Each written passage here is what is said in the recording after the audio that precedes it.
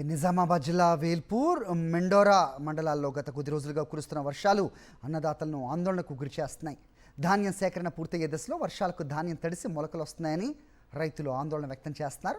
కొనుగోలు కేంద్రాల్లో విక్రయించడానికి రోడ్లపై ఆరబోసిన మొలకలు వచ్చిన ధాన్యాన్ని చూపిస్తూ కౌలు రైతులు ఆవేదన వ్యక్తం చేస్తున్నారు. కష్టపడి పండించిన పంట విక్రయించడానికి సిద్ధంగా ఉంచితే వర్షం కారణంగా తడిసిపోయిందని, మొలకలు వచ్చిన ధాన్యాన్ని ప్రభుత్వం కొనుగోలు చేసి ఆదుకోవాలని కోరుతున్నారు కౌలు రైతులు.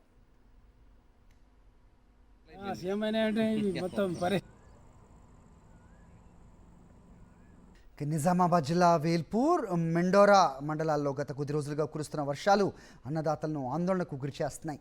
ధాన్యం సేకరణ పూర్తయ్యే దశలో వర్షాలకు ధాన్యం తడిసి మొలకలు వస్తున్నాయని రైతులు ఆందోళన వ్యక్తం చేస్తున్నారు.